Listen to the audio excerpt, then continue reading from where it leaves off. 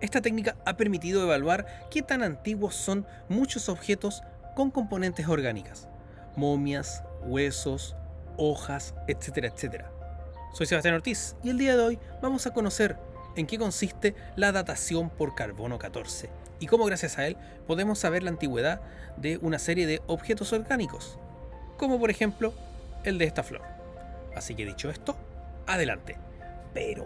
Pero, antes, no te olvides suscribirte a mis redes sociales en Facebook, Instagram y YouTube. Si te gusta el video, darle like y comentarlo. Y si te gusta mucho el canal, activa la campanita de notificaciones para que sepas cuando en Física Clara subamos un nuevo video para ti. Algo común a todos los seres vivos es la presencia de carbono.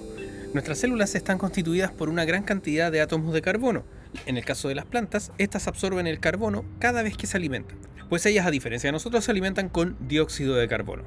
Este dióxido de carbono luego es comido por los animales herbívoros y luego es absorbido por los animales carnívoros, que a su vez comen animales herbívoros. Como podemos darnos cuenta, existe toda una cadena de absorción de carbono desde las plantas hasta los animales que se encuentran más arriba en la cadena alimenticia. Algo que muchas veces no se tiene claro es que existen distintos tipos de carbono. Esto porque un mismo elemento puede tener distintas variaciones.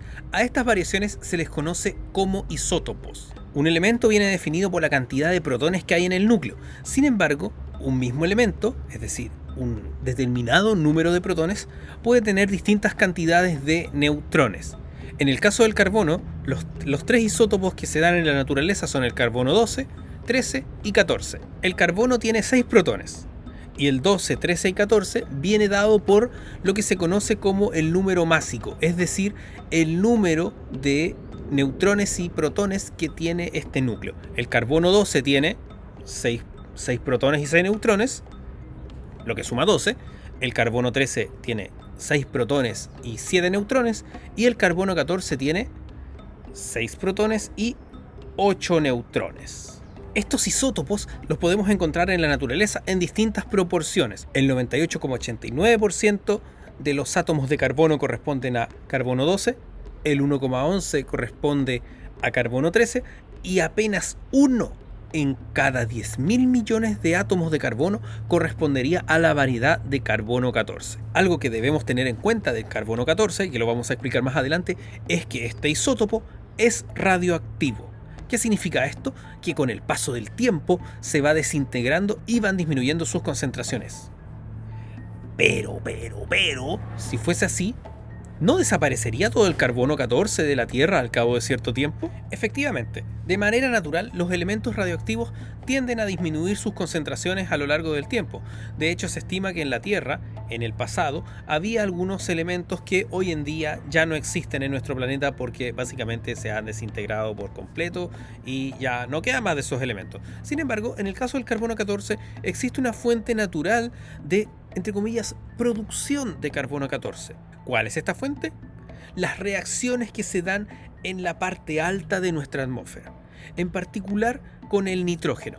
El nitrógeno tiene 7 protones y 7 neutrones. Esta es la variedad más común de nitrógeno, que es el nitrógeno 14.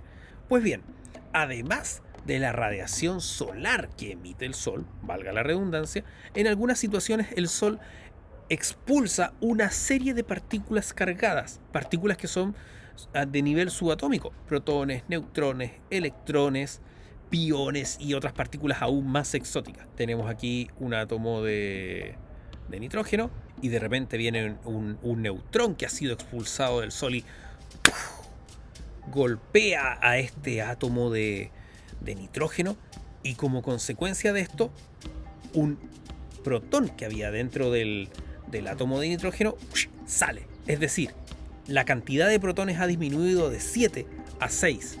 Por lo tanto, ya no tenemos nitrógeno, sino que tenemos carbono. Y como ha absorbido este neutrón que lo ha golpeado, la cantidad de neutrones ha aumentado de 7 a 8. Es decir, teníamos originalmente 7 protones y ahora tenemos 6. Y originalmente teníamos 7 neutrones y ahora tenemos 8. Es decir, hemos pasado de un nitrógeno 14 a un carbono 14. Y bueno, ese átomo de carbono luego va a empezar a interactuar, por ejemplo, con el oxígeno, formando una molécula de CO2, cuyo átomo de carbono, en lugar de ser el típico átomo de carbono 12, va a ser un átomo de carbono 14. Este átomo de carbono 14, como cualquier otro átomo de carbono, es luego absorbido por las plantas mediante la respiración celular, en la cual absorben CO2, luego es absorbido por los animales vegetarianos, luego por los carnívoros y luego por nosotros. Sin embargo, este proceso de absorción de carbono 14 ocurre mientras las células se encuentran vivas. Si yo, por ejemplo, muriera, ¿qué sucedería? Se cortaría la cadena de absorción de carbono, porque ya no estaría absorbiendo carbono mediante la alimentación. Por lo tanto, las proporciones entre el carbono 12, el carbono 13 y el carbono 14 que hay en mi cuerpo se empezarían a mantener constantes. Sin embargo, como el carbono 14 es un elemento radioactivo, su proporción va disminuyendo en el tiempo, específicamente cada 5.730 años. Es decir, cada 5.730 años el carbono 14 va disminuyendo su proporción a la mitad. Si por ejemplo ahora tengo 100 átomos de carbono 14 en mi cuerpo, en 5.730 años voy a tener 50 y al cabo de otros 5.730 años voy a tener 25 y al cabo de otros 5.730 años voy a tener 12,5 átomos de carbono. Esto es sumamente relevante porque tanto en la atmósfera como en organismos vivos las proporciones entre el carbono 12, 13 y 14 son las mismas. Entonces, imaginémonos que tomamos por ejemplo este pedazo de flor que se cayó aquí y contamos, por ejemplo, por decir un número cualquiera, 100.000 millones de átomos de carbono. Pues bien, como habíamos dicho, uno de cada 10.000 millones iba a ser de carbono 14. Por lo tanto, este resto de flor debiese tener 10 átomos de carbono 14. Sin embargo, si yo sacara la proporción y, por ejemplo, en lugar de tener 10 átomos de carbono 14, tuviese 7, 5 o 4, significaría de que el carbono 14 ya ha empezado a radiar, convirtiéndose en otro tipo de compuesto, porque el carbono 14 interactúa con un protón que puede andar dando vueltas por ahí, otra vez hay una reacción y se genera nitrógeno 14, es decir, el carbono 14 absorbe un protón a través de una reacción, emitiendo lo que se conoce como rayo beta, específicamente un electrón. También emite un neutrino, pero de eso no vamos a hablar. Entonces, ¿qué es lo que sucede? Parte de este carbono 14 radia, pero no es que se desintegre así, desaparecen los protones, sino que se convierte en nitrógeno.